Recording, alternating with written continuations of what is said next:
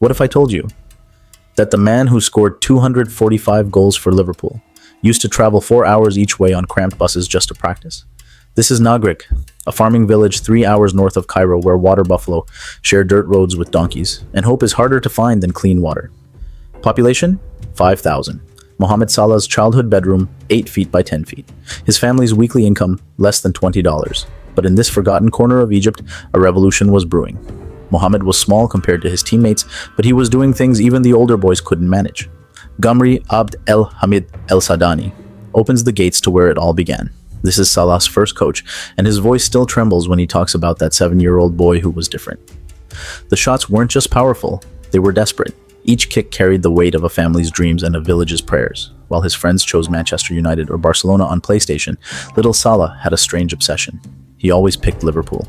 This wasn't random. This wasn't luck. Ahmed El Masri, the village barber, watched this unfold. The other boys would be surprised and ask him, "Who's your barber?" But Salah knew something we didn't. He was already living in his future. At 14, Salah faced an impossible choice.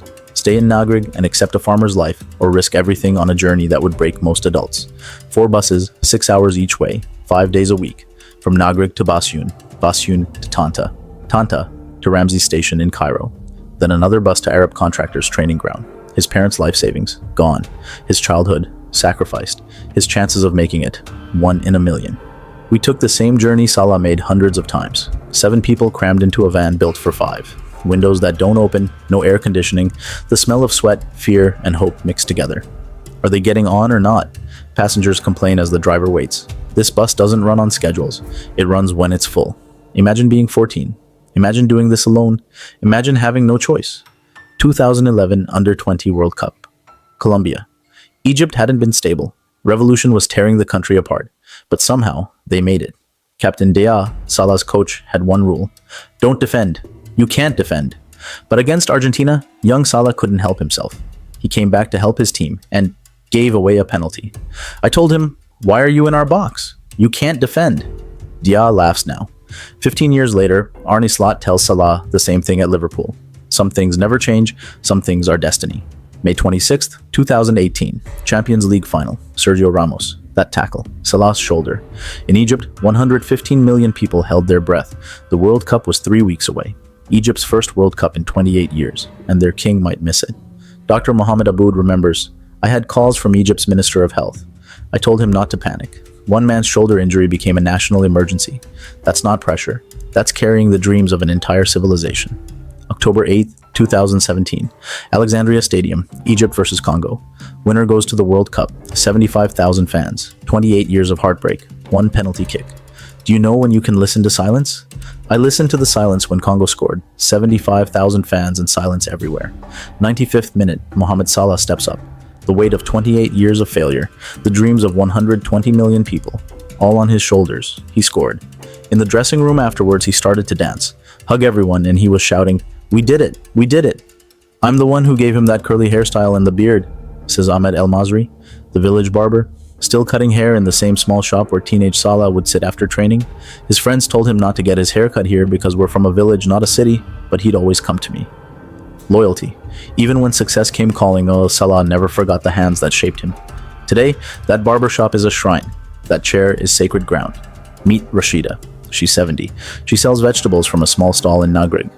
Mohammed is a good man. He's respectful and kind. He's like a brother to us. Salah's charity pays part of her pension. Hundreds of widows, orphans, and struggling families receive monthly support. A post office for the community, an ambulance unit, a religious institute, land for a sewage station. This is what greatness really looks like. Not just the goals, not just the trophies, but remembering that success means nothing if you don't lift others with you. At the Dentist Cafe in Cairo, Lamis El Sadek wears a Liverpool shirt with her father's name on the back. I still feel my father's joy when I watch Salah. After Salah joined Liverpool, we used to watch every match on television together. Her father passed away 2 years ago. But every Liverpool match, she feels him there. Every Liverpool game was some of the happiest 2 hours in our household every week. This is Salah's real power. He doesn't just score goals, he connects generations. He gives families reasons to gather. He turns strangers into brothers. December 2025. The Africa Cup of Nations. 33 years old. Legs a little slower, hair a little grayer. But the fire still burns. One trophy missing from the collection. The only one that really matters to him. We did it! We did it! He shouted after qualifying for the 2018 World Cup. But it isn't finished. There's still a boy in Nagrig who dreams of seeing his hero lift the Africa Cup. Still a father in Cairo who wants to celebrate with his daughter.